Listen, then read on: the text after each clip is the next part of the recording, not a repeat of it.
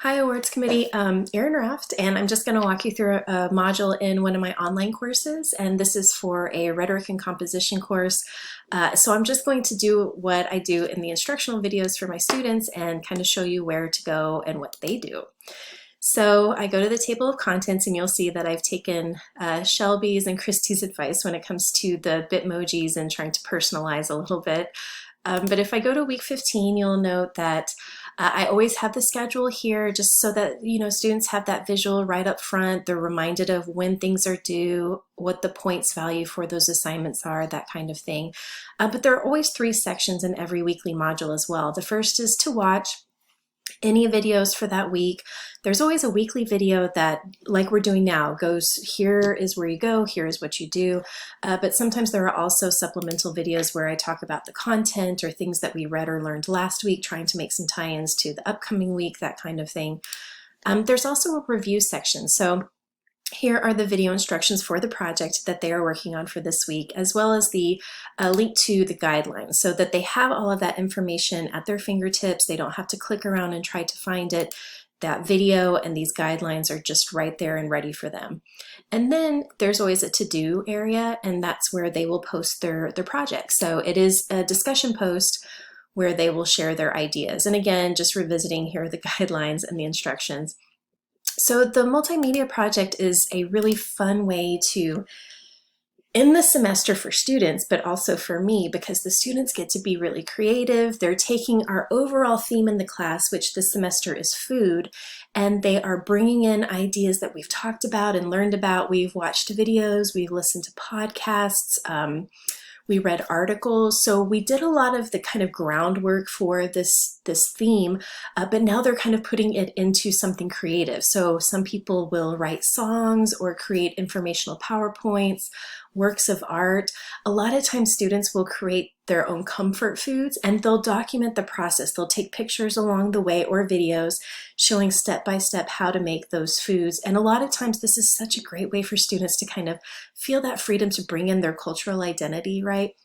And it's just, it's a fun way to end the semester, and it helps me because it's just so much fun to grade. And by this time in the semester, aren't we all just looking for something a bit more fun to grade? So if I show you the guidelines, this is what it looks like. I just walk through the different requirements. I have some examples on the left-hand side for students to take a look at. It's a writing class, so of course there's a written component, but only 3 paragraphs. And this is, satisfying all of our research requirements because they have to cite their sources, they have to use quotations and research, and really show those things that they have understood and contextualized throughout the semester in one place. But again, we have that creative part. I also offer some examples. So there is a YouTube video that I always share. I can't pull it up with the sound here, but I always use that example. It's from a past class a couple of years ago, but I use it because it's not perfect. A student wrote his own lyrics. He had his little brother performing in the video, but it's not perfect. And I want students to know that that's not my expectation. When it comes to the creative part, I want them to push themselves. I want them to have that freedom, even if they're not an artist or they're not a sewer or they're not any of those kinds of things. They can try it, right? They can kind of dip their toe into that that creative aspect and see what happens. So I want them to know that the perfection is not required. There's also a link to a blog that I curate. I try to keep up with some of the different projects from past students. And so I have, a student who did origami and she showed the process. This is for Beowulf, the dragon in Beowulf. But then there are other assignments for some different classes. We have a piece of artwork by Jocelyn. So I just feel like students they're going to benefit from seeing those examples, right? Because sometimes their mind goes blank and they go, I don't know what I can do. I can't do anything.